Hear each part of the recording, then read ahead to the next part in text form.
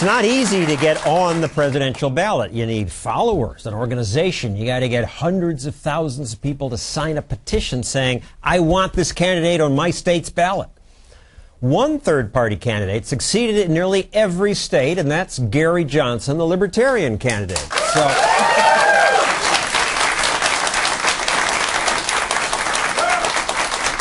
Libertarian, what's that mean to you? Libertarian to me, with a broad brushstroke, fiscally responsible, socially accepting. That's with a broad brushstroke, and I think that represents most of Americans. Well, more liberal than Obama on several issues, more conservative than Romney on several issues. All right, let's learn a little bit about you. You started as a one-person door-to-door handyman and grew that into a 1,000-employee building company, then decided to run for governor in New Mexico, a Democratic state, won twice in this Democratic state, where you did weird things like you cut spending. Vetoed.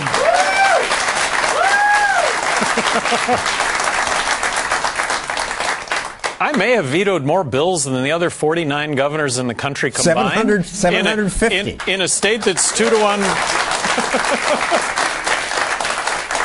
In a state that's 2-to-1 Democrat, I should have been ridden out on a rail, but I just think it speaks volumes to the fact that people really appreciate good stewardship of tax dollars. I think I delivered on that in a big way.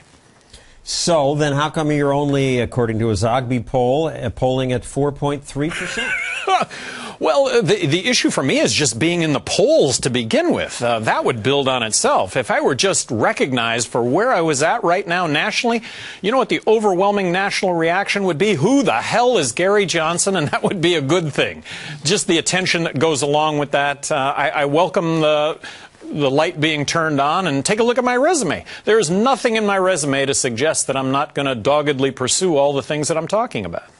And things that you're talking about, among your proposals, you'd cut $1 trillion in spending. $1.4 trillion in spending. Balance the federal budget now.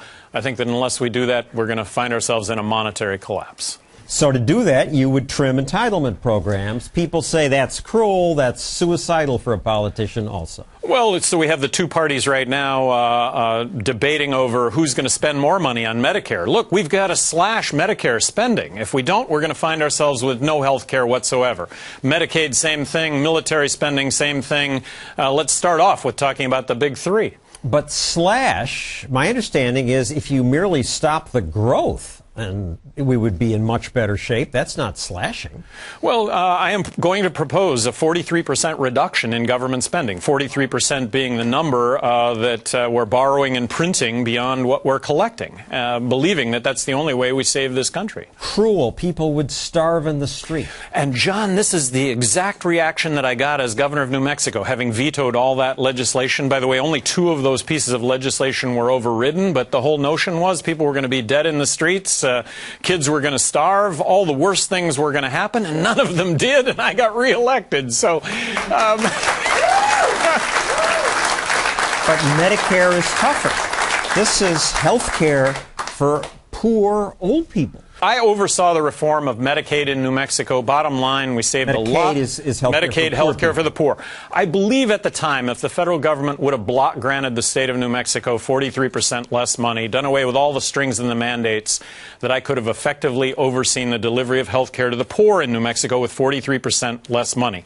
I would suggest that as a template for Medicare also, health care for those over 65. Give this up to the states. 50 laboratories of innovation and best practice. I'm going to suggest that that's exactly what we will have. Some terrific best practice that will get emulated. We'll also have some spectacular failure that will get avoided. But Washington top down, Washington knows best. That's what has us in the situation that we're in right now.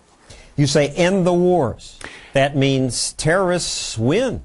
Bad people will threaten us.